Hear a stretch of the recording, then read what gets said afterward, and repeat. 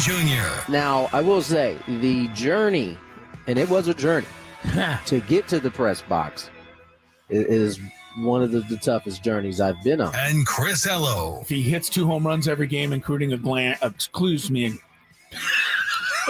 well, it's going to be one of those days, huh?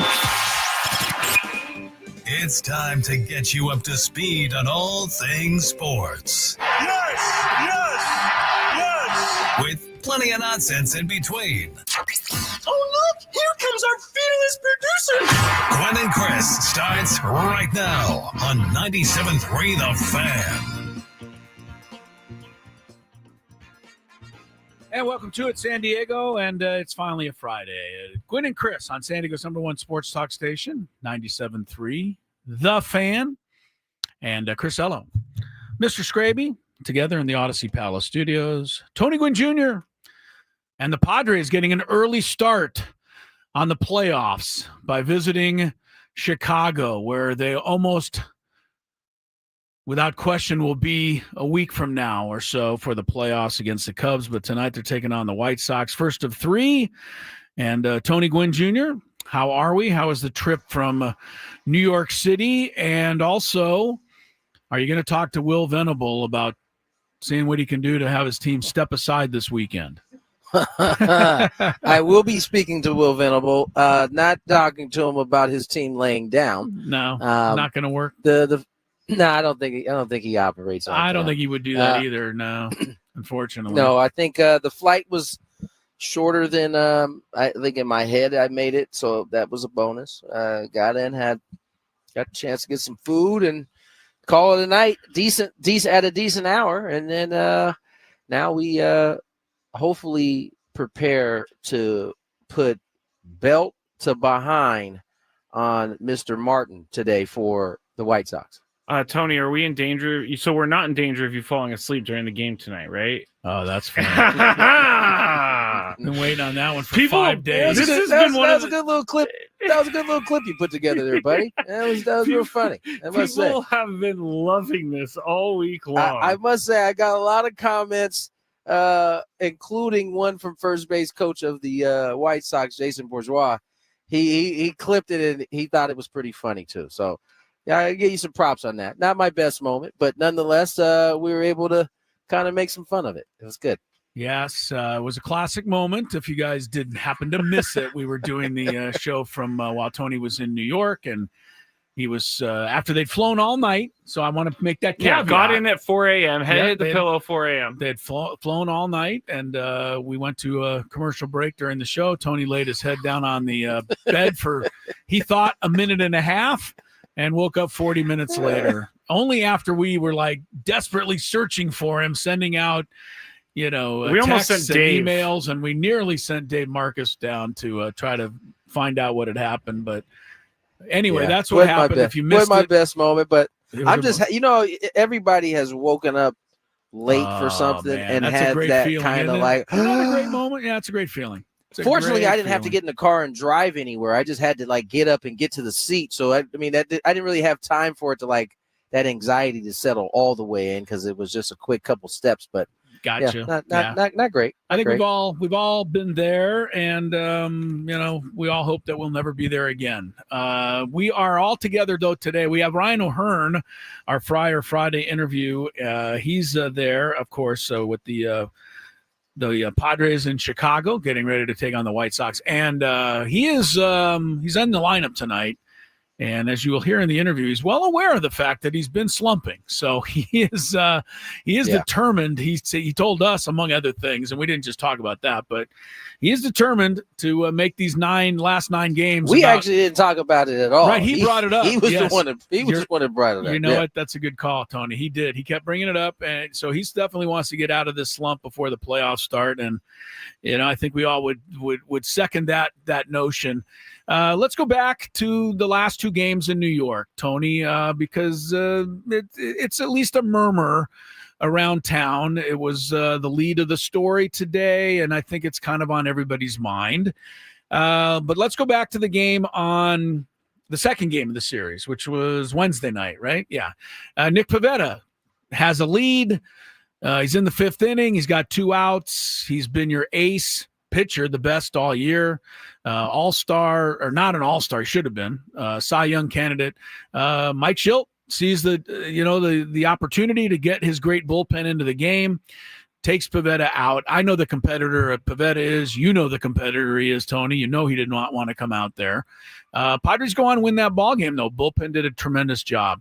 Yesterday, Randy Vasquez gets in a little trouble in the 3rd inning. A couple of guys get on base.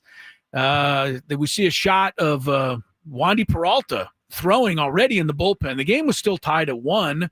And then after Soto got an RBI ground out and a walk, that was it for Randy Vasquez. 2 1/3 innings, 48 pitches. Even he said after the game, not in a mean way, but he did say, I fully expected to go a lot longer than that. I was quite surprised. So, Tony, I ask you, what in the name of Kevin Cash taking Blake Snell out in the World Series is going on here? Mike Schilt says it all makes perfect sense. This has not happened, though, like this all year.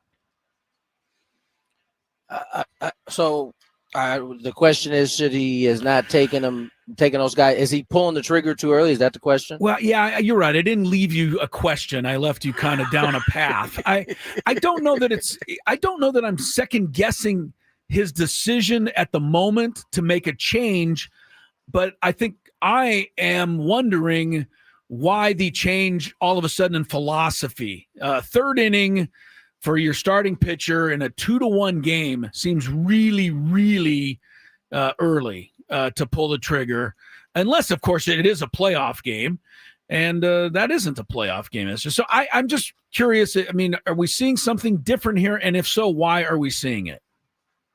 I don't think we're seeing anything different. I think if he let Vasquez stay in the game and Vasquez gives up those runs, we're sitting here talking about why he didn't go to the bullpen and why he left Vasquez in.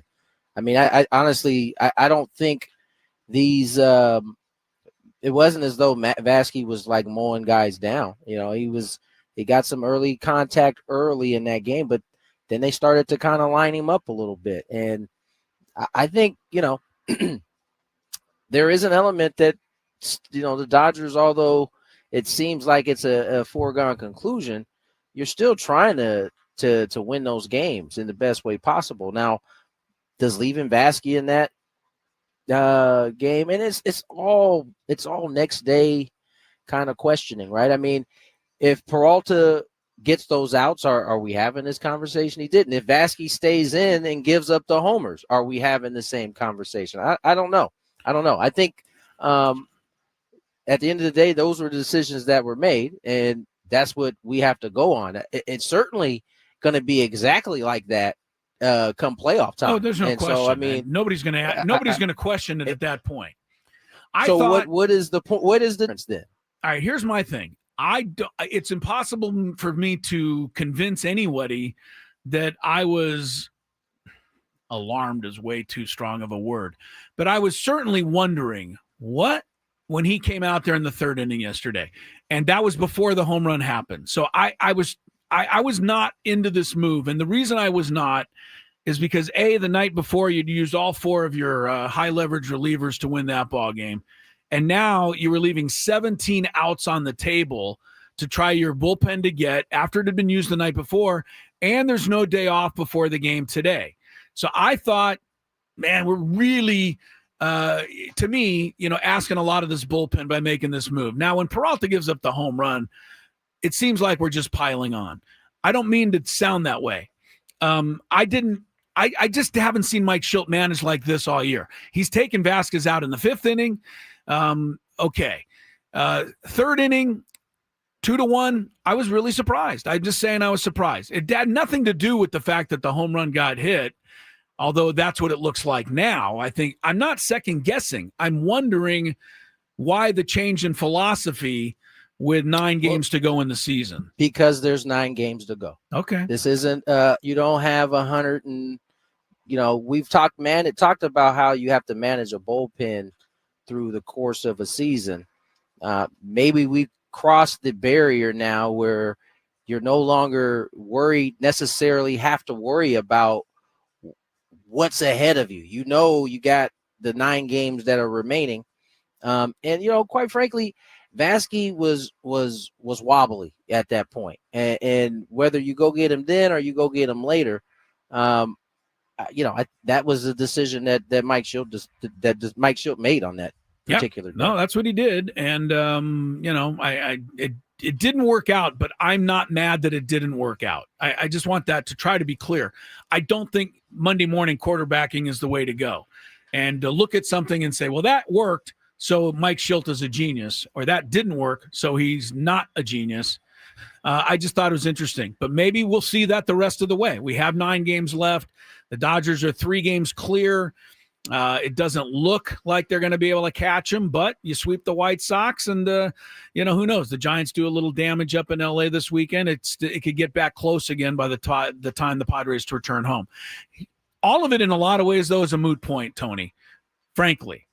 They got 1 run on a sacrifice fly that they really probably shouldn't even have got, other than Fernando just being incredibly fast and daring on the bases to even try.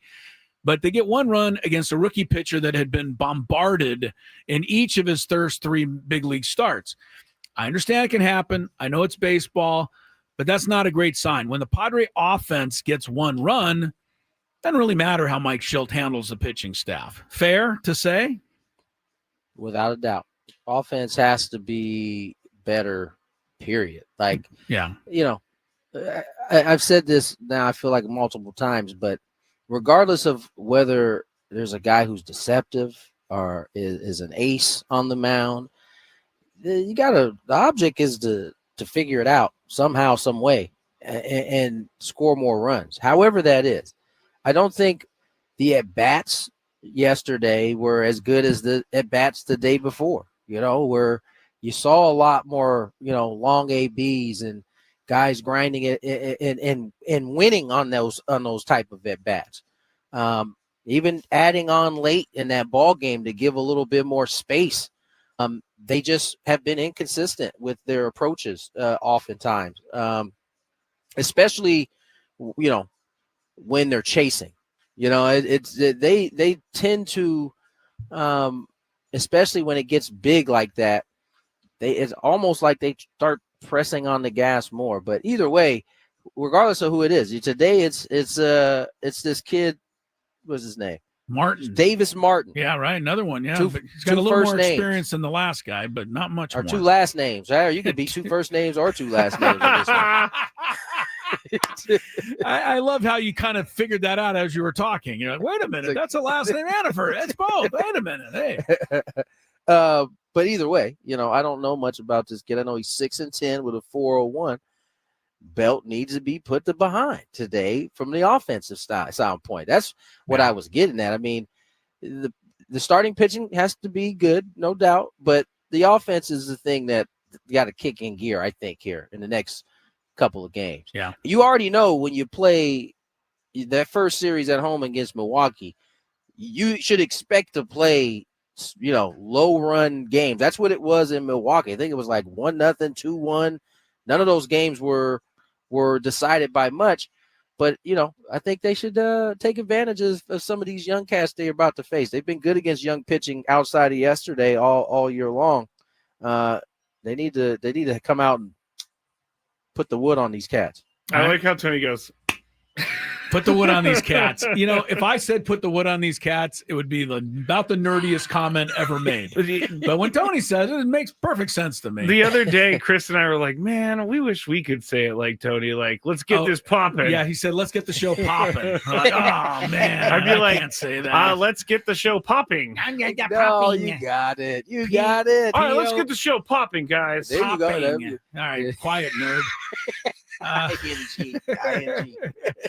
All right, Ryan O'Hearn's coming up. It's a short get-together, 90 minutes. Tony's got to go down and see if he can't convince Will Venable to take it easy on things. So we will catch up with you on Monday and hear from him on the Ryan O'Hearn interview as well. But good luck this weekend, and we'll see you back for the final homestand on Monday, sir. We are that close to it all being over, but we are still going here on Gwynn and Chris. Happy Friday.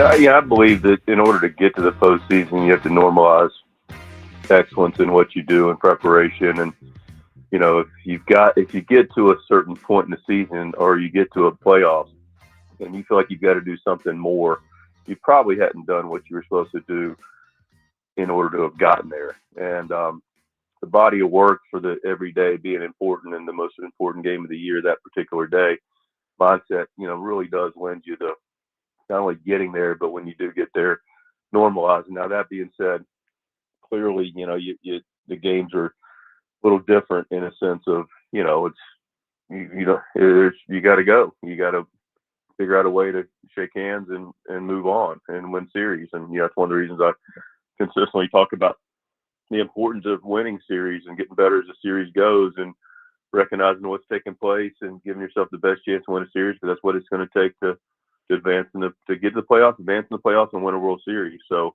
but the way you operate during some of the playoff games and this time of year can be a little different in the sense of how you navigate, because there's real urgency to each game.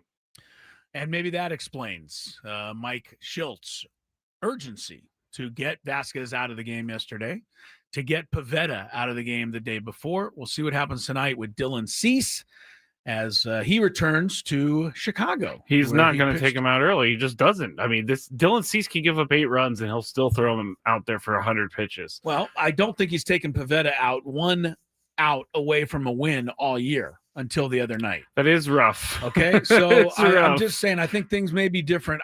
Cease needs to pitch well because they need to win in this game. They got to get a couple of wins. They got to sweep this series. They got to do something positive. I will warn everybody that the Padres have been terrible this year against what, Skrabe? American League teams. I was just about to say, can't beat anybody. They're 18-27 against the American League this year, and that's a .400 winning percentage. That puts you in about the territory that the White Sox are in, .400 winning percentage. So I don't know how you understand that, but it just is what it is. They've had a lot of trouble against these American League teams. This is the last one they face. And when it comes down to, we talk about pitching changes, talk about use of the bullpen, talk about the batting order, who's in, who's out. By the way, the order, Skraby will give it in a little bit, but it's the same as it was yesterday in New York. And we'll give it to you shortly. But it doesn't really matter who's in there, who's not. The Padres got to score 4 runs. They have to score 4 runs. That's it. 82 times this year, they've scored 4 runs. 82. That's a little more than half. They've won 62 of those games, 75.6%. Under 4 runs, which is 3 or 2 or 1 or 0. Oh, you're welcome. 3 or fewer, 71 times. They've only won 21 of those. A winning percentage of 29.6. You got to find a way to get the 4 runs. I don't care if you bunt every at bat to get some guys on so Manny can hit a grand slam. That's 4 runs. They got to find a way to do that. And that's why yesterday it's kind of fun, or, it's letting off some steam maybe to talk about Schilt and what he did with the pitching. But it really didn't matter. They did nothing on offense. The Lawrence Welk 4th, 5th, 6th, and 7th inning, a 1, a 2, a 3. Matt on the chat says bunt every at bat. Well, except for Manny. We already do that. What's funny, Matt, is that people around here don't like the fact that the Padres have the bunt culture.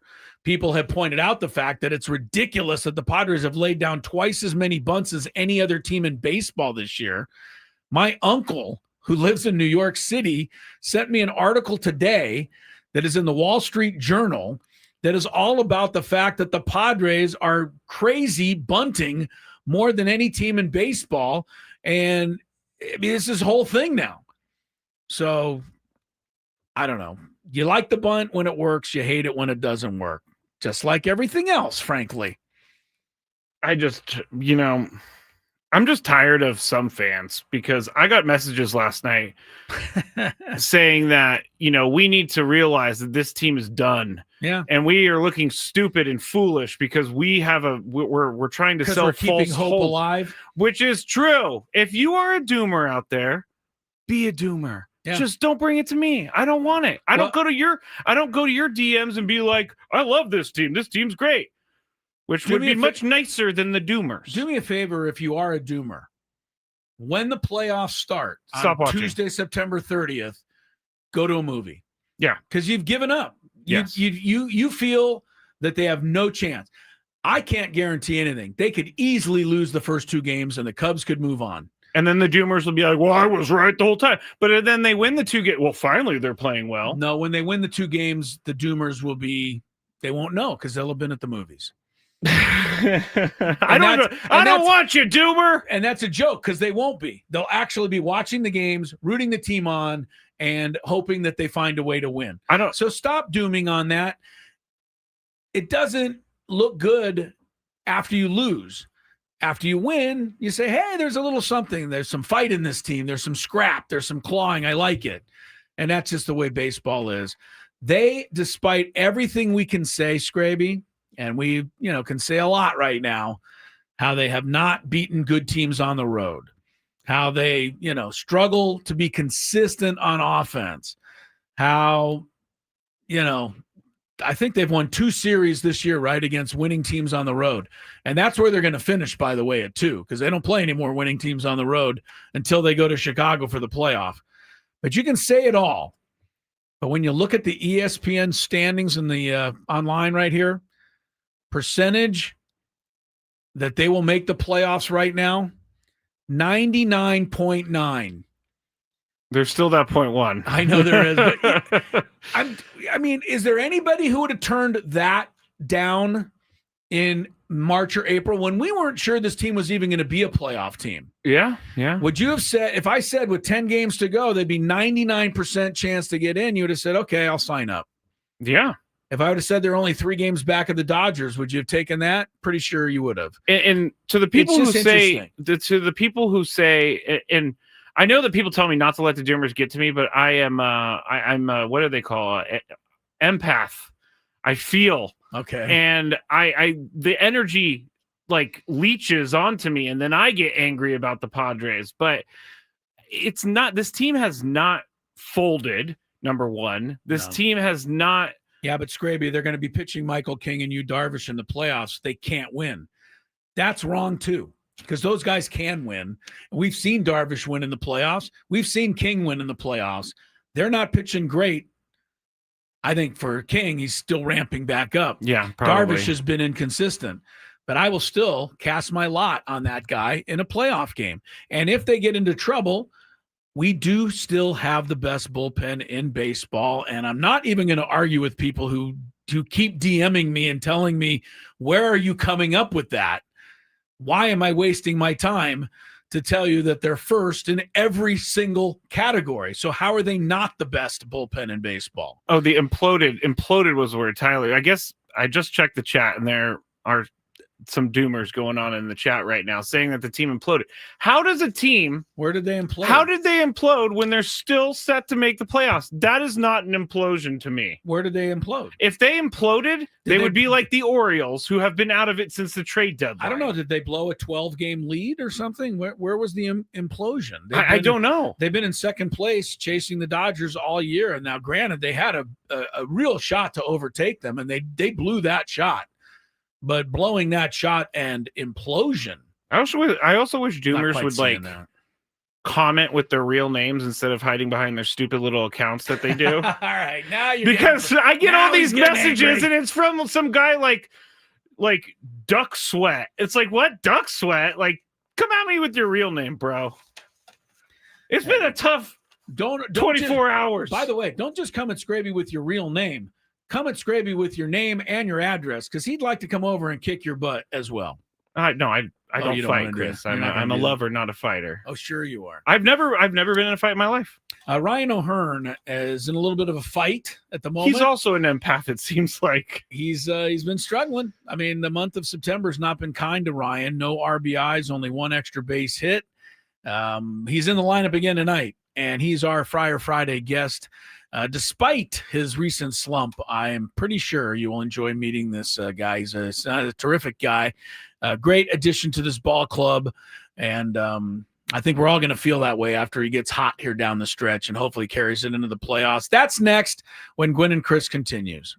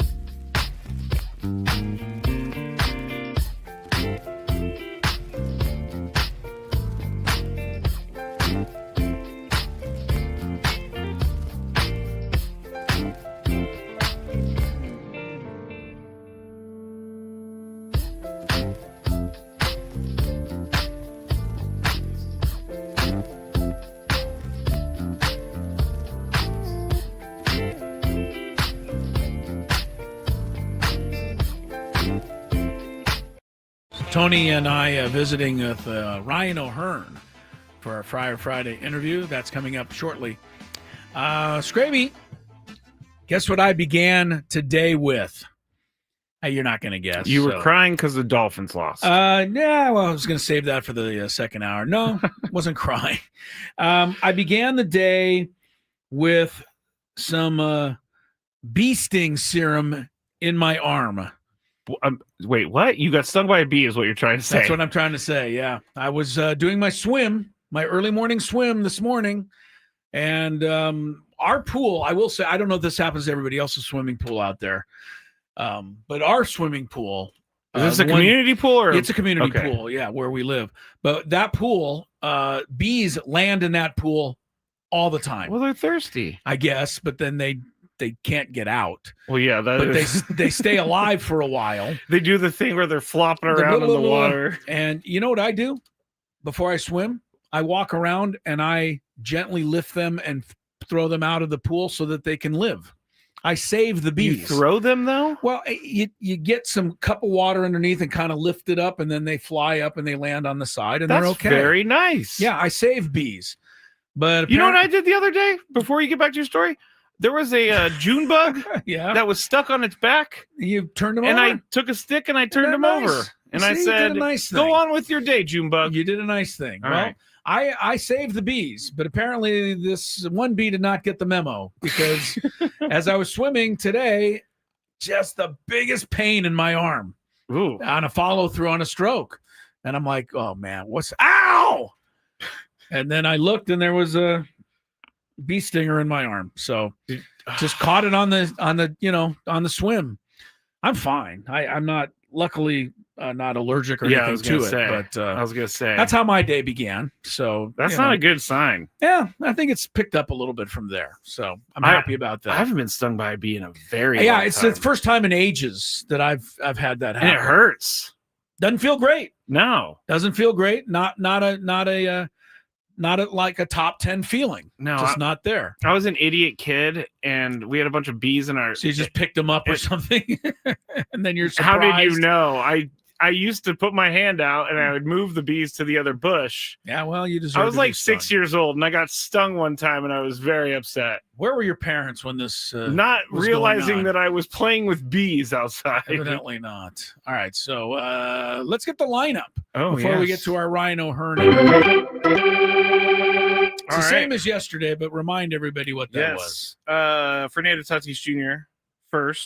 batting first, playing right field. Luis Ariz batting second, playing second. Manny Machado batting third, playing third. Jackson Merrill cleaning up in the center field spot. Laureano in the fifth spot, playing left field. Gavin Sheets DHing in the sixth spot. Ryan O'Hearn, seventh spot, first base. Cronenworth, shortstop, eighth spot. And then Fermin in the ninth spot for Dylan Cease. Now, Dylan Cease has an 8-11 record this year, Chris. He's got one win on the road now. He's going to be, if he wins tonight, he's going to be one win away from your prediction of him getting to 10.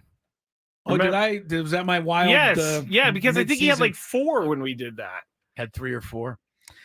I'd love to see him pitch a couple of lights out games. I don't believe he's going to start a playoff game unless they think it's in the second round and they got to have him for game 4. But if he can pitch well between now and then, it would sure make me feel, and you, a whole lot better. Oh, yeah. When they do have to use him in the playoffs. I think you can pretty much shut down the idea of ever using Randy Vasquez in a playoff game. Despite the fact Mike Schultz said that he trusts him, I really don't believe he does. And it doesn't seem like it. No. So out of 26 appearances, Randy Vasquez has thrown 90 or less pitches 21 times. That doesn't show much. Well, 2 1/3 innings was kind of the end of, me thinking that they believe in Randy Vasquez. So we'll see where that goes. But tonight you got the Shy Sox, and they're terrible. And don't say that. They've been playing good. They have? I mean, they have been testing teams. They have been winning games. They're a much improved from last year White Sox team. You know what's funny is you make statements having no idea what you're talking about. I've been watching them over the weeks. Really? Have you been watching them lately? They come into tonight's game with a 6-game losing streak. Okay, that doesn't mean anything to me. It doesn't? No. They're playing. You just said they're playing great. For the White Sox standards, they're playing great. Well, losing 6 in a row? Yeah, that scares me. They're playing great. The Mets were losing 8 in a row, and look what happened. They won the series. Gotcha. I cannot look past this team. I cannot. Actually, you can, because it's really not going to matter one way or the other. No, I'm not going to rest until this series is over. All right. That'll means no sleep for you this weekend. I guess not. And we'll see you Monday when the Brewers come to town. Ryan O'Hearn, he doesn't sound like he's going to rest until he gets out of this slump that's been plaguing him in September. That is true. And as Tony pointed out, we interviewed him just before the show, and we didn't bring up his slump. No. He did. Yes. So here's what he said about it, and here's what else he had to say, which was kind of some fun stuff, talking about his inclusion to the Padres for the second half of the season and how good it has been.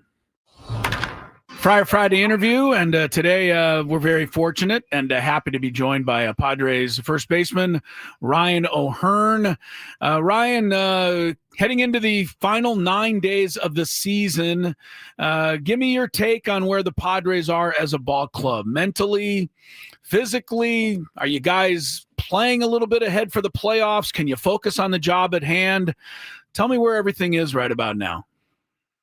Yeah, I think we're in a good spot. I mean, I think it's, you said it, there's 9 games left.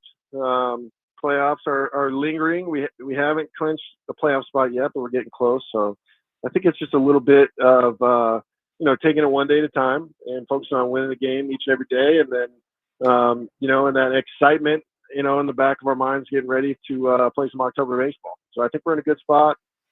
Clubhouse vibes are great. As they have been since I've gotten here, and I'm just enjoying it and ready to rock and roll here. Hopefully, get hot in the next few days and carry us into the playoffs. Ryan, I want to talk a little bit about your year as a whole. I mean, you came in to this year as an Oriole. You guys had big expectations. That kind of went sideways pretty quick, but you continued to have one of your best seasons of your career. What has gone right for you this year? What change that you may have made at the plate that has revealed so much good success for you? Yeah, I mean, I don't know if there was a change really from last year. Just kind of continuing the work that I had learned about last year and take the success I had last year into this year. And like you said, it was a rough start as a team. We didn't do what we wanted to do in Baltimore. But, I felt good about my bats and wanted to try and push it and try to make it by the trade deadline, be in the conversation to get, in the playoffs. And then obviously that didn't happen. So, great opportunity to come to San Diego. Beautiful place, awesome people. What a really good team. And, I've enjoyed it. And obviously haven't played as well in San Diego. And I know that, but I've been working my tail off trying to get back to what I know I'm capable of. And the last few days especially, I haven't played well. I haven't contributed, and that weighs on me. But just kind of getting lost in the work.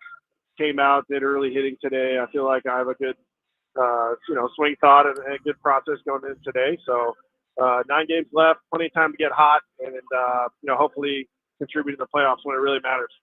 I was going to say, I mean, the great thing about any slump is that it's got to be followed by a hot streak. That's the only way out of it. So, with that hot streak, hopefully is right around the corner. And I know you're very more than capable. It's been an all-star season for you, Ryan. You got your first all-star berth. I'm sure you're proud of that. Talk a little bit about what that meant to you, what that experience was like.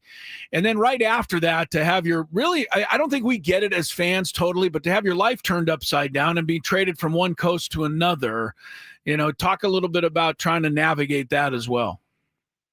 Right. Well, I mean, making the all-star team was a dream come true. And there's a long period in this game where I didn't think that was going to happen. So, for that to happen this year is it's an incredible blessing. I'm definitely proud of it. What an amazing experience playing with, being in the locker room with the best players in the world, be able to call yourself an all-star, start the all-star game, all those things. That was amazing. And then, like I said, their trade deadline happens, you're getting traded, which is a whirlwind. You don't know where you're going to go, kind of situation you're going to end up in. And it can be hard going from, new scouting reports, new hitting coaches, new everything, trying to, assimilate and join a new team that's been grinding together all year long in August. And, it can be tough. But I will say, the team was more than welcoming. Everybody's been great. Coaches have been great. Everybody's been awesome. And, I'm very grateful to have ended up here in San Diego with such a good team, so many good people, and, an opportunity to do something cool here at the end of this year. How important is the vibe in the locker room? Because we hear that a lot about this particular locker room. I know you're coming from Baltimore, where it certainly seemed like when everything was going right, you guys had a terrific locker room, had a lot of fun with one another. How important is that, especially when you are trying to assimilate to a new team? I know having Ramon, by your side doing that along with you made it a little bit easier, but just talk about the importance of having kind of a good feel in that locker room when you walk in every day. Oh, I think that is one of the most important things. You can have good players on paper, you can have the numbers, you can have all that, but a team that gels together, that enjoys being around each other, that has fun together, those are the teams that win and do something special in the postseason. And I think there's no doubt that this team has that. That was apparent from day one when I got here, how close-knit everybody was. There's dinners on the road, guys like to hang out, talk trash, it was apparent that it was a very close-knit clubhouse, which is really fun for me to be a part of, and definitely coming over and, you watch guys like Manny Machado, Bogarts, Darvish, these superstars for so many years. And then, you come over and you get to be in the same clubhouse with them and get to know them as people. And it's been really fun for me. And there's no doubt this clubhouse is tight. These guys love each other.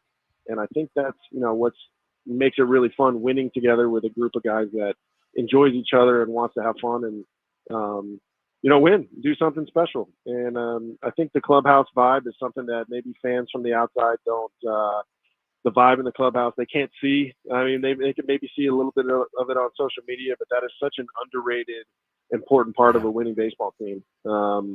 Because you got to love who you show up to work with, because you're together for, every day. And through good times, through bad times, through slumps, through, whatever. And, if you can have a group of guys that, regardless of how they're performing at a certain time, they're the same guy in the clubhouse. They, the relationships are strong. The fun stuff that teams do together as a unit, I think that's what keeps teams moving in the right direction. And, there's no doubt the Padres have that. Ryan O'Hearn with us, native Floridian, went to school at Sam Houston State, and then back to the East Coast, now out to San Diego. Have you had any time to experience San Diego? And, what kinds of things have you been able to do? What have you found you enjoy out in Southern California? Or has it been just all work and no play? Well, I mean, we've had one off day at home. It was like right when I got here. We went and my wife and I went to the Cove in La Jolla. We live in La Jolla. We're staying in La Jolla, so we went to the Cove and saw the seals and had some dinner out there, and that was a great day. And then our only other off day at home is coming up, and I think we're going to go maybe to the zoo. I can tell you in advance, the zoo smells a lot better than the seals do. I kind of find that hard to believe, but okay. Yeah, it's actually true. I think you'll find it that way. But yeah, San Diego's beautiful, and what an amazing city. So very, very excited to live there currently and experience the zoo or whatever we decide to do on this next upcoming off day. Ryan, you obviously have had the experience of playing in many different roles. You've played some first base. You've DH'd a little bit. And there's been a rotation. I mean, you've been in there for most nights. I mean, has it been easy to kind of keep your rhythm, even though it's kind of been at DH, at first base? It's kind of been what you've been doing pretty much all season long, huh? Yeah. I mean, I think things like this can happen. We have so many good players deserving of the bats. And, I've made it clear since I got here that I'm a team guy. I want to do whatever is asked of me, and I'm going to do it, and be excited about it and pour my all into it. So, whatever that may be, it's definitely a little bit different role than I had in Baltimore. But, I think, like I said, when you have so many good players, that's just what it is. There's only so many spots on the field and so many at-bats to go around. But, I've played quite a bit, and, lately it's been rough, and my at-bats, I know that. But the work is there, and I have a feeling it's about to get good. Well, you're in the lineup tonight, so we wish you the best, and let's get like you said, a hot streak is right around the corner, and it's going to come right at the right time for you and for us here in San Diego. We're excited to have you 2 months ago, and I know the fans are still excited to have you now. Looking forward to seeing what we do down the stretch. Nice meeting you, Ryan O'Hearn, and best luck the rest of the way, sir. Hey, I appreciate it. Thanks, guys. Thanks for having me on. You bet. Take care, Ryan.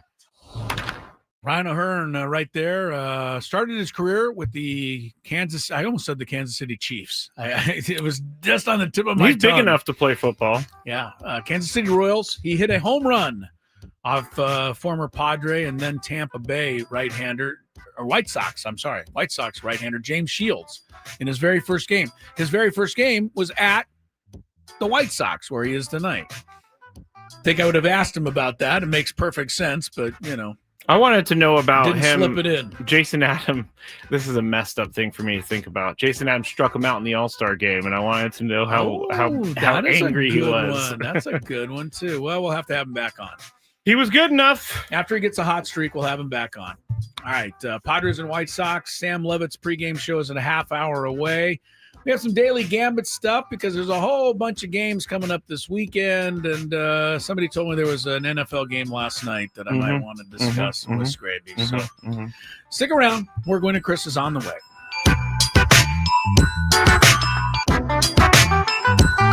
You're listening to 97.3 The Fan. Be back shortly. I would be back shortly if the thing will click. See, I'm clicking. I have no idea what's happening. It's not playing any commercials right now. Well, this is just great, everybody. Let me see if I could try to start another one. All right. Well, this is awesome. On the air right now with no help, and there are no commercials to be played. Actually, you know what I'm going to do, everybody? You're getting a real live thing right here. This is real live Matt Skraby. I'm going to have to restart Wide Orbit real quick. So goodbye, Wide Orbit. It's not even closing. I'm going to text Adam, and I'm going to say, Adam, I tried to go to break, and the commercials did not play. And the program won't shut down. Oh, you know what I'm going to do? I'm going to have to do some Control-Alt-Delete over here. Control-Alt-Delete. Okay, I got it. Task Manager. It's not coming up. There it goes. Task Manager came up, everybody. I have no idea. I'm way too generous with my stroke giving. Never mind. Are you really? Never mind. Wait. I did not mean for that to happen. I did not. That sounds like a promo to me. Skraby's giving out strokes. I can't wait to hear that one. I'm going to laugh for a while on that one. Nate says, Skraby, maybe you should date her. You might be a generous stroke giver, but I don't think she really wants to leave her boyfriend for that. All right, that was good. In full disclosure, I'm reading this. Tony can't gather himself right now. That was a good one, Chris. That was a really good one. So I saw this at 7-Eleven, and I had to get it. It's called the One Chip Challenge. It was sitting there in the aisle, and I thought, why not? Because I am into spicy stuff. But this thing looks pretty hot. I'm not going to lie. It says a Reaper pepper and a Scorpion pepper. It's also in the shape of a coffin, which doesn't make me very happy about that. It doesn't make me feel good. Oh, extreme heat, it says. I'm going to try a little bit first, just so I don't die, I guess. That's the thing I'm saying. This looks... I don't even know if I should be eating this. It looks like it has mold or something, but let's see how hot it is. Let's go. There's a little bit of spice there. It's going. Oh, man. This is hot. Not that bad, though. I still have this side to go. It is getting hot. I'm not gonna lie. My mouth is like getting crazy. Now it's kicking in.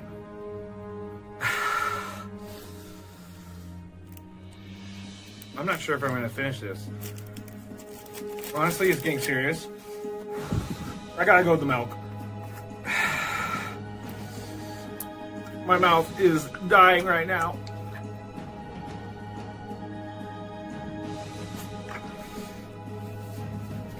Yeah, this is not fun, guys.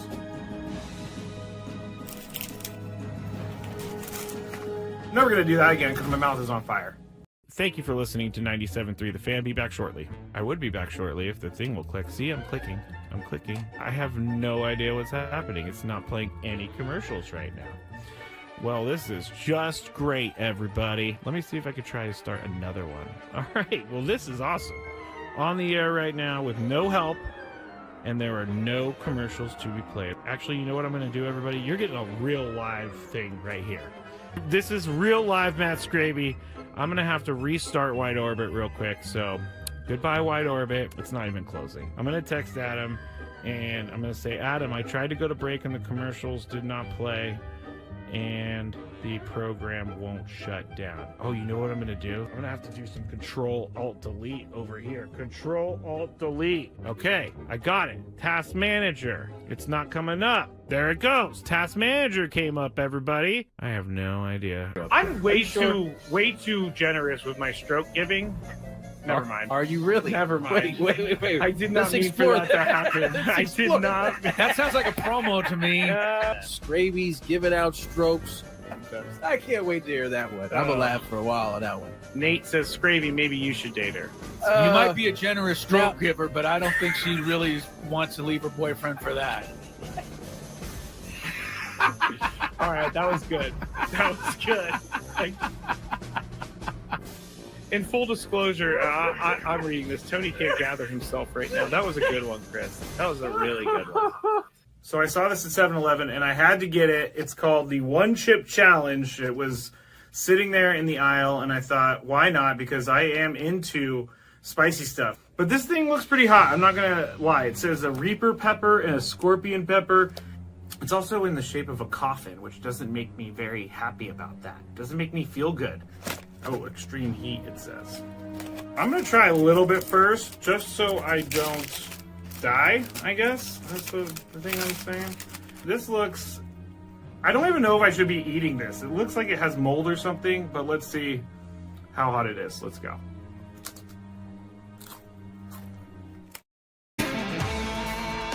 Gwynn and Chris. San Diego's #1 sports talk station, 97.3 The Fan. Crisello, Skraby, Odyssey Palace Studios. Tony and Jesse have the call from Chicago. I wonder if they stay at the same hotel for the White Sox as they will in a week and a half for the Cubs. Does it sound like I've given up the chase for the division? Yeah, at this point, I'm just gonna see what happens. And yeah, I think we already know what's happening. It's not looking good. They're down 3 games with 9 to play, and they'd have to actually make up 4 games because the Dodgers have the tiebreaker. And if they finish second, they're going to Chicago to meet the Cubs. But tonight it's the White Sox, and we'll have it for you with Sam Lovett's pregame show coming up at the bottom of the hour. All right, Skraby. I'm sure there's people that tune in today because they wanted to hear what I have to say about the Dolphins losing a game last night. And they probably think I'm going to just destroy Tua and say that he's washed up and it's over. I actually thought that guy for Buffalo made a really nice play on that interception. He came off his man, jumped in front. He anticipated the play. And, Tua threw the ball. It was a quick hitter. He just had to throw it, and the guy was there. I thought that was really a good play made by a team that wins games. Meanwhile, Miami made a stupid play before that when the guy barged into the punter with a tie score in the fourth quarter. Those are the kind of things that bad teams do. Yeah. And Miami's a bad team. I don't take any any brownie points from the fact that they played better.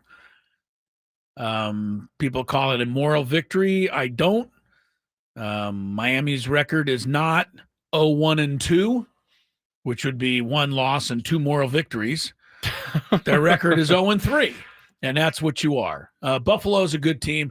Miami, at least they're showing something. I think they're at least keeping McDaniel's job alive for a little while longer. I told you it wasn't going to be as big of a blowout as you thought it was going to be. Right, and I understand why you felt that way. Yeah, everybody thought so. Because in the back of my head, I was like, man, this could get bad.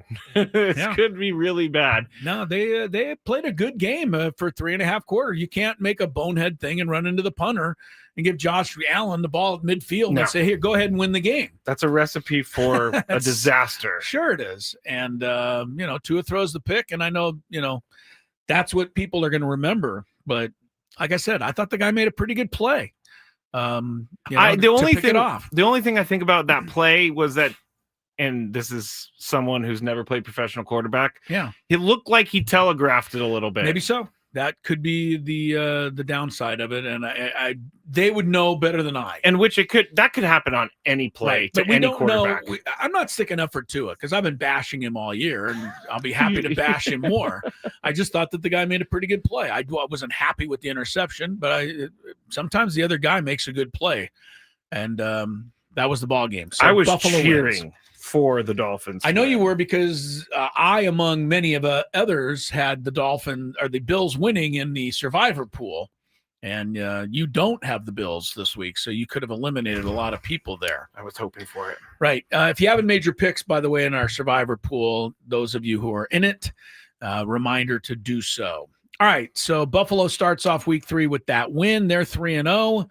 What else is coming up this weekend, Skrabe? Let's find out in the Daily Gambit. Do you like money? I think about money a lot. Do you like money without doing anything?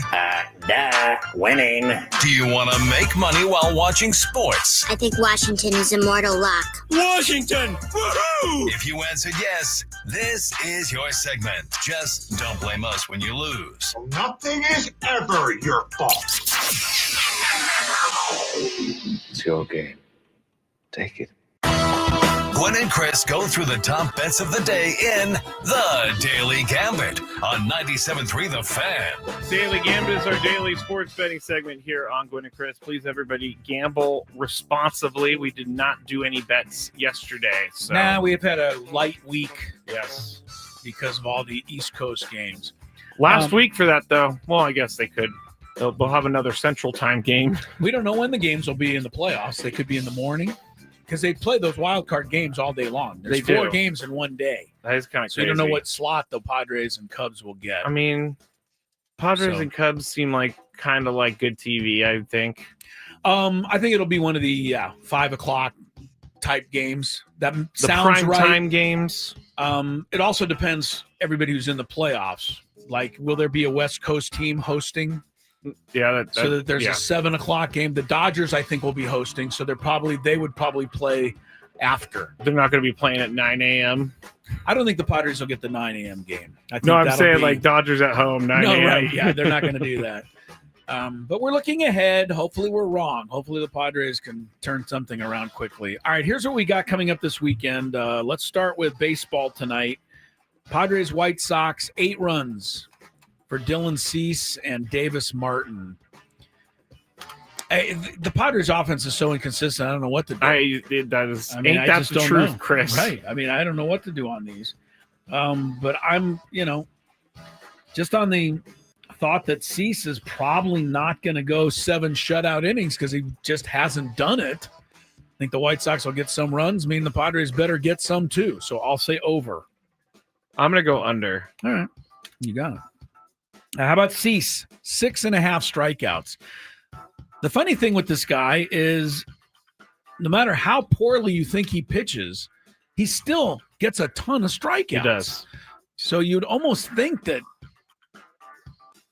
I don't know what his BABIP is and, some of those statistics, but let me tell you, I just wonder if he's been unlucky at all this year in the sense that a lot of batted balls have found open grass. Oh, that's what people have been talking about all year about him, is that his metrics, his numbers are really, really good. The results have not been there. Right. He's got a 1.32 whip. That's not good for a pitcher of his caliber. So, anyway, what are you going on the strikeout? His BABIP this year is 318, which is what does that mean? Not the high batting average on balls in play. I think the thing that's hurt him the most probably is the walks. Mixing those in, and he's walking nearly. I mean, if I'm rounding up, he's walking 4 guys per 9 innings. Yeah, that's too much for a big leaguer. All right, so what do you want? I'm going to go over because he does strike out. He does get the strikeouts. I'll go over also. All right, we got the Dodgers and the Giants tonight. I put this one in there because it will be Clayton Kershaw's last start at Dodger Stadium until the playoffs. I'm not going to push any buttons because you got mad at me yesterday. Well, you hate Kershaw, and I just don't. I don't hate Kershaw. You do, and that's your right to hate him. I just don't think that when a guy announces retirement, you got to soften it a little bit. He's been just a great pitcher in our era. I'm just tired of him beating the teams that I cheer for. He's beaten the teams you've cheered for all his career, for sure. Robbie Ray's pitching for the Giants tonight. I mean, I just hope the Giants can win. What's the Padres bet? in the hunt. 1.5. Dodgers are favored. So I'll take the Giants. You feel like Kershaw's going to win in the final start, the whole thing, and crowd will be going crazy and emotional. But yeah, the Giants, they're 3 games out of the wild card. This is their last shot at it. Yep. And Robbie Ray is capable. So I'll take the Giants here. Oh, as much as I want to bank on that emotional boost. Yeah, there will be, for sure. You're right. The Giants are facing elimination if they don't take care of business. So I'm going to say Giants. Giants. All right, WNBA tonight, a deciding game between Phoenix Mercury -3 at home over the New York Liberty. I noticed last night Indiana Fever moved to the semifinals. They upset, I think it was Atlanta. So they get into the semifinals after Caitlin Clark has lost for the season, which I thought was It is always funny how it works that way. Sometimes it works that way because you think the Fever, the whole team is Caitlin Clark. Yep. Apparently not. Apparently they have some other good players there. Who do you like here? Phoenix -3. Sophie Cunningham, I've heard of a million times. Didn't she get hurt though too? I think she got did. hurt You're also. right. You're right. Who am I going to go with? Phoenix at home or the Liberty, which is the more established team. The last time I did this, I went Phoenix, and I was wrong. I'm going to go Liberty.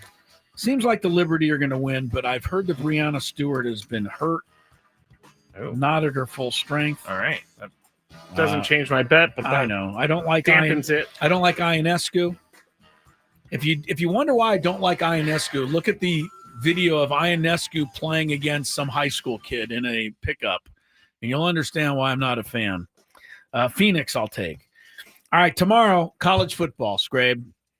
UCF -7 at home against North Carolina. We haven't talked Belichick in a while. Well, there's nothing to talk about. Well, he won his last 2 games against terrible over nobody, teams. but he won them. What do you think here? Can he beat a real team on the road? I'm kind of shocked that UCF is a 7-point favorite. I'm gonna say North Carolina. Wow, going Plus with 7. Belichick here. So many people want to see him fail. I don't know why, but including me. He's caused me a lot of angst over the years. I'll take UCF. Texas 39.5 over Ryan O'Hearn's Sam Houston State. Ooh.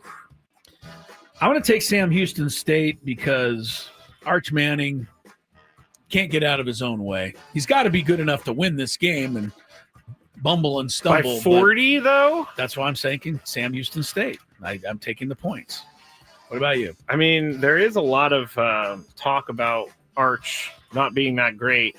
But again, the media put that on him. They put him up so high, there was almost no way he could get there. I'm going to go Texas. All right. They need a big blowout. And, of course, we got Cal here against the Aztecs tomorrow night. 14-point Cal favorite. We talked about it yesterday. Either the Aztecs go out and do what everyone's kind of expecting them to do, and we go, here we go again. Or the Aztecs change their fortunes and go out and win this game, and everybody goes, hey, maybe we got something here.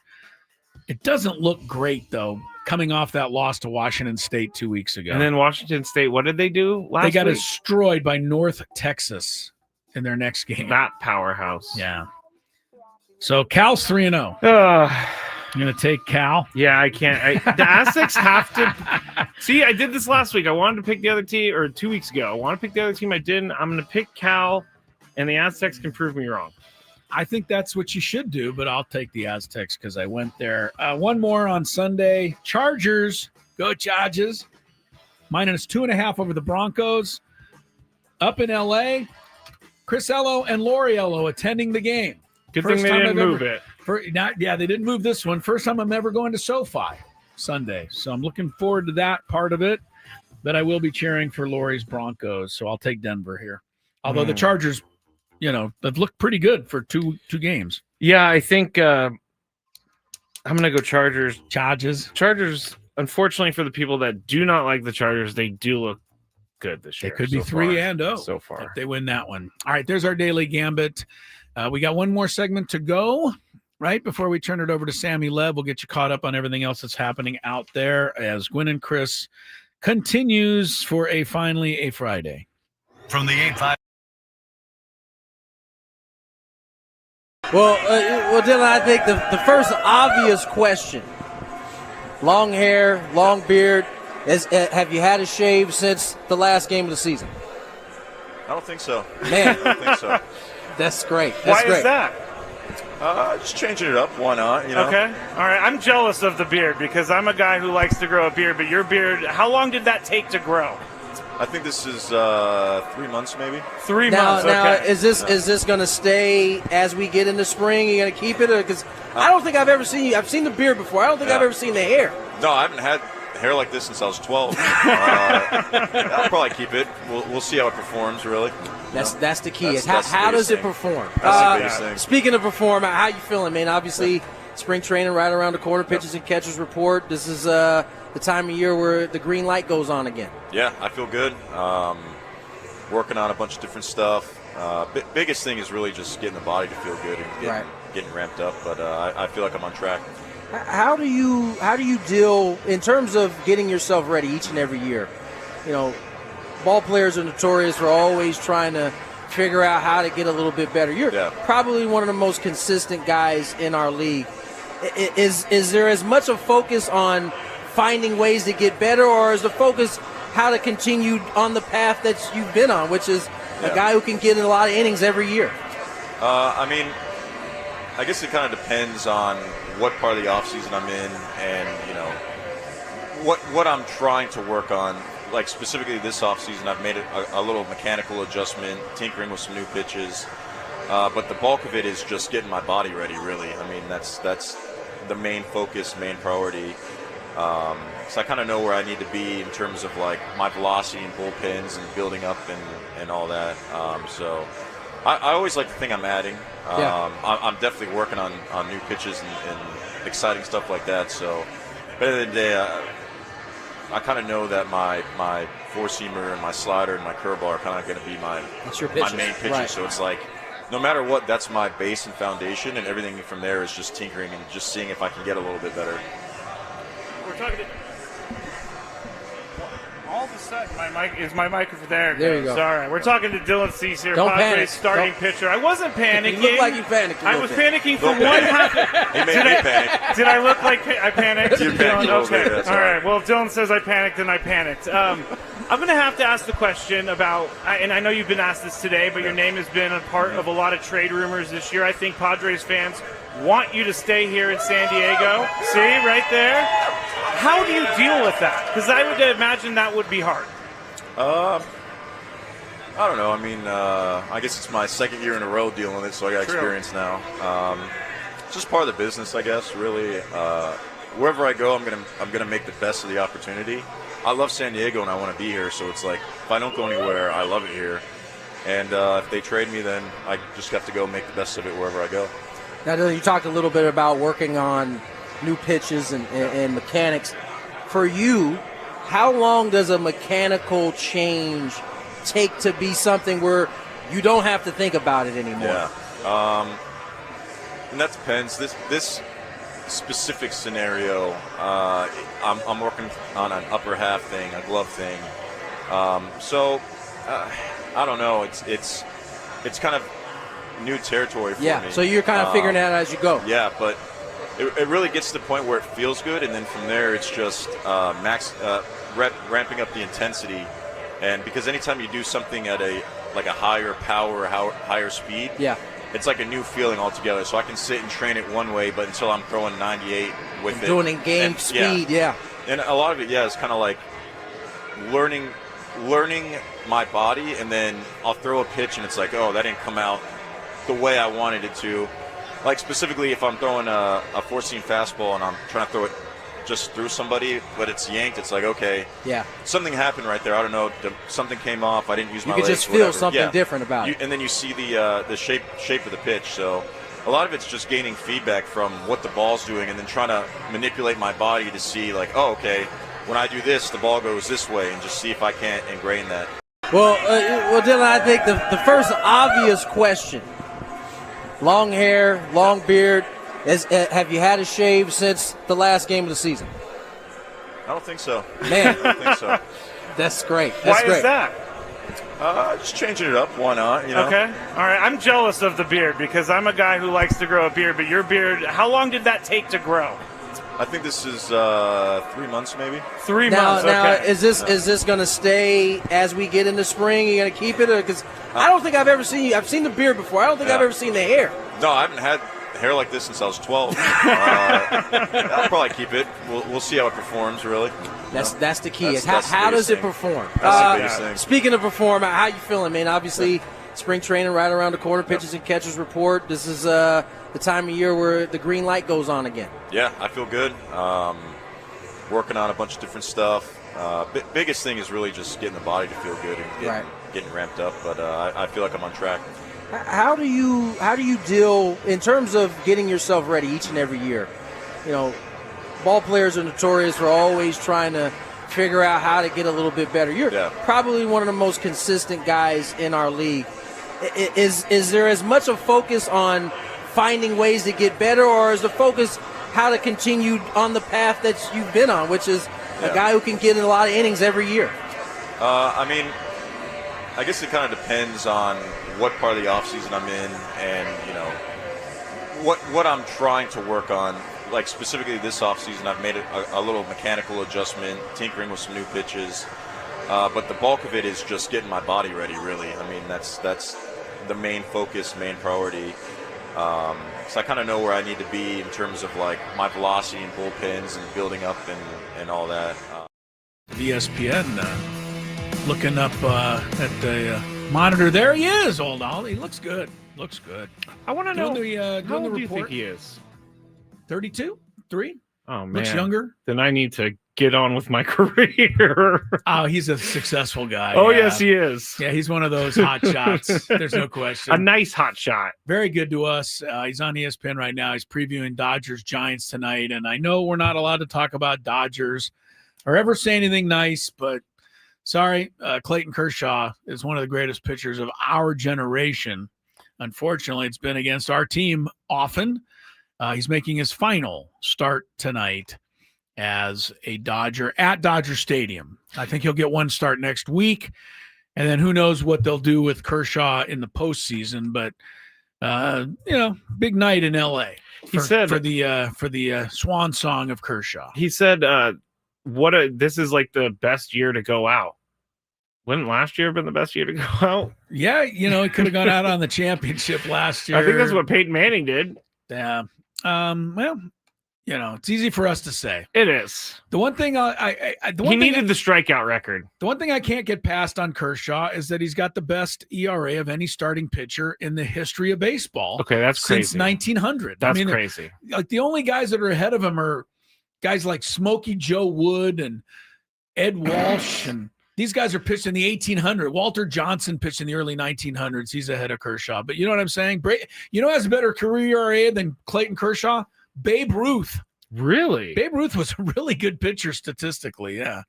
But if you're talking about the last 100 years, the best ERA ever, Kershaw. That's impressive. That is impressive. I'll give him that. Yeah, Padres have helped him achieve that, I think, over the years. Lots of people have. Unfortunately, I'm gonna go look and see who he has struck out the most in his career while you What talk. team? Yeah, no, player. Oh, what player? Okay, you can find that out. Real quick, we had the Schilt thing on earlier as he was on with Ben and Woods this morning. And we got to remind you that anytime you hear Mike Schilt stuff, it's part of the manager's report, which is refreshed by EcoWater SoCal, keeping it soft, since 1925.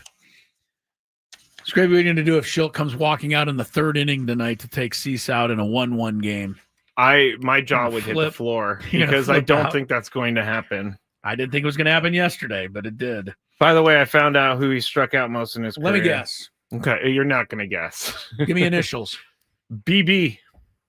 Well, Barry Bonds comes to mind, but let's see. I'm thinking it's got to be somebody in the Western Division. Has to be, right? So, because that's who they play. The BB. Yeah. This guy is very excited that Clayton Kershaw's retiring. He's not active anymore. He just recently retired. BB. You're never gonna guess. All right, give it to me. Brandon Belt. Oh yeah, I would have never got it. He's had 62 at bats. He struck out 30 times, almost half. In defense of Brandon Belt, that curveball is pretty nasty. Oh, I'm not especially saying to a lefty. I'm just saying that is a bad experience against the pitcher. It's not good. Did Belt ever get at least one hit off him somewhere? He got 4 hits, All one right. double. He had 4 hits, 4 walks, but his OPS is 215. Not good. Not good. All right. Kershaw makes his final start tonight in LA. Speaking of that, I was looking at this yesterday. We're getting to the end of the baseball season. Everybody knows this. There's 10 games to go. And I always have fun going back to the beginning of the season. If I could turn back Yeah, time. and I do. And I go back and I look at everybody's projected win totals. And I see where they're at. And the Dodgers are the second most disappointing team in baseball by that metric. I know. The Dodgers were projected to get 104 wins this year. They have 86, so they're 18 short. Not even close. Granted, there's 9 games left, but they're not going to make 104. No. You know the only team that's more disappointing than them? Who's, further off their projected total? Orioles? Orioles, no. They're minus 17, so they are in the running. They were projected at 89, and they're sitting on 72. There's one team that's 23 below their projection. You'll go, oh, when I tell you, but it may not jump out at you. Oh, wait, I got some teams on the screen. Looking at all those No, teams? I don't know. None I of don't them. know. The Braves. Oh, duh. Yeah. Braves were 93 projected. They're at 70 right now. They're not going to have a 500 season. No. I think they've only got 70 wins, right? They can't. can't. That's crazy. I mean, the Braves are always over 500. The Padres. You're wondering, okay, where are the Padres? Are they above projection, below projection? Padres were projected, if you don't remember, 85. They're sitting at 83 right now. That means none of us are going to be happy, but that means they could go 2-7 the rest of the way and end up where they were supposed to. I mean, we're not going to celebrate that because we want them to win more than 2 of the, you know what I mean? But yeah. It's for a season that it seems like it's been a struggle at times, just down out, giving up on the team, every week. They're going to end up right where they're pretty much supposed to. And maybe a couple of games over that. So, but I thought they imploded, Chris. Right. Right, he says. By the way, if you're wondering, on the other side of the coin, teams that are way over their projections, the 2 that are tied for that are really easy to come up with. See if you can do it. Say one in the American League, one in the National League. One more time. 2 teams that are the highest over their projection. Oh. Going the other way. One in each league. One in each. I'll give you a clue. League. Right now, they're the top seeds in each playoff. Right? Top seeds? Yeah, they'll be the top seeds. Who's the top seed in the National League? Who's going to be the number Brewers, 1 seed? Brewers. Yeah. Brewers were projected 82. Oh, Tigers? Brewers were projected 82. They have 93. Tigers are not the top seed currently. I'm not paying attention to the No, AL. I know, me neither. Toronto is the top seed. Oh, yeah. And they were projected 78. They're at 89. By the way, speaking of the Tigers, they have some important games coming up here. Their lead over Cleveland is only 3.5 games right now. It was 15 like a month ago. So the Tigers could be looking. People talk about, wow, what a collapse. The Padres have blown it. No. In Detroit, they're probably in some sort of panic at this point if the Tigers let that go. Yeah. They've been. And if they fall below Cleveland, they would maybe not only miss the division, they could miss the wild card also. That would be crazy. So the Tigers, who, because you just guessed, have seemed like the best team in the American League all year. That's all I've heard. Right. They're a week away of bad baseball from missing it entirely. So keep an eye on that proves two things to me. Number one, the baseball season is so long, and there's so many different twists and chapters turns, to the baseball season. I know. And number two, Padres aren't doing that. So they're imploding. They're imploding. We've been getting them the call from the chat all day. Stop talking about these guys. We know they're going to lose in the playoffs. You guys are just giving us false hope. I think that's They've coping. imploded. I think that's coping. Because I think it's easier for people to think that they're going to get crushed in the playoffs than have these high hopes. Even though I go the other way, I have high hopes, and if they if they exit early, then whatever. What I've decided, I used to do the other way. I'm just not, figure they're going to lose, and I won't be disappointed. You know what? You're more disappointed. No, when they lost, I was still disappointed. Exactly. Do you know what I mean? Yes, I do. So even though I said, well, I'm not going to care, and when they lose, I'll be no, I was still disappointed. So I might as well have a positive outlook, knowing that I'm going to be disappointed either way. Yeah. So I'm going to, that's how I'm going to choose to do it when we get down to it. Hold on 1 second. This hour on 97.3 The Fan is brought to you by Staples. Your local Staples has hot deals and super low prices throughout the store on everything for your business. And right now at Staples, save up to $125 off your print order. Exclusions apply. Visit staples.com/print for details. Ends 11/1. Plus, save even more at the Easy Rewards program at Staples. Now, Chris. Yes. Real quick update on Xander Bogaerts. Yes, we have some news. Mr. Nicebones should be back on Monday to in the rejoin Padre the team. lineup. He was in an Arizona Instructional League lineup today, but that got rained out in Arizona. It's raining in Arizona, apparently. So he is going to, according to Kevin Acee, should be rejoining the team on Monday, which is exactly what they said was going to happen. So that's nice. It's going to be interesting. I'm pointing this out ahead of time. When Bogaerts comes back, he'll be at shortstop. Yes. Cronenworth will move back to second. Uh-oh. Somebody's going to be squeezed out. There's no other way about it. Uh-oh. Either Arise or O'Hearn or Sheets. One of the three has to not be in the lineup when Bogaerts comes back. You don't want my answer. Yeah, I know what it is. I mean, Ryan O'Hearn. I know what everybody's is. He even said it, so we're not going out of school. He said he stinks right now. He was on the interview for our Friday interview. If you missed it, 97.3thefan.sd.com or on YouTube, search 97.3 The Fan. You can hear him say that he stinks himself. But hopefully he'll get it going this weekend and make the decision tough. I mean, he goes 0 for 12 this weekend, then he's not playing Monday. Yeah, right? that's an easy They'll decision. have to sit him. But yeah, Arise could go to the bench, which is, I know what everybody wants. That's you mischaracterize what everybody wants all the time. Hey, did I call he would fly out to left field with Fernando on third yesterday, and he did it. He did. That's not really that going all that out on a limb. Was shallow left field. It Fernando scored. It was like behind the shortstop, and Fernando took off. I was so. It was a terrible throw by, was it Nimmo? Jeez. When you can get the fielder and the runner in the same shot on the screen, you don't it's really too want close. to go. Yeah. But then Nimmo's throw came rolling in like a 14 hopper. It was very strange. I mean, I guess we do say put the pressure on the defense, and he did. I like to say that, and everybody should, listen about that. However, when the guy gets thrown out, then everybody goes, what an idiot. That is true. I don't have a problem with Fernando taking that chance there because there was 2 outs once the catch was made, and I say try to score. I do have issues when he tries to go to third with 2 outs and gets tossed out to end the inning. That's not a smart baseball play. Those are the differences. You never make the third out at third base. There's a reason they say it, because it doesn't make a lot of sense to do. A couple of quick NFL notes before we go. 49ers, Skraby, team you're familiar with.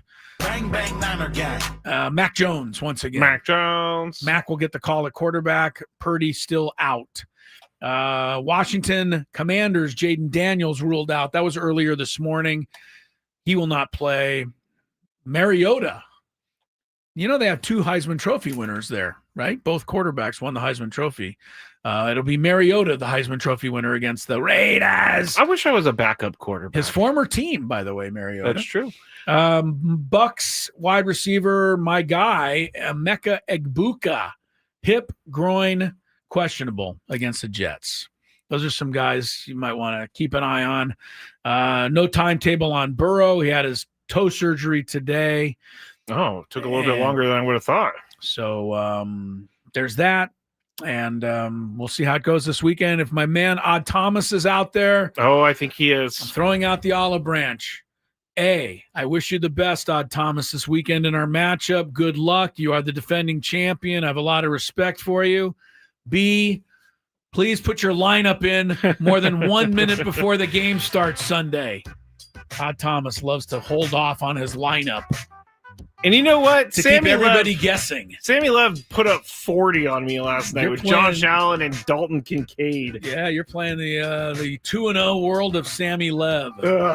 Speaking of, Sammy Lev is coming in here to do the pregame show. It's next. Then Padres, White Sox, then a whole weekend of it.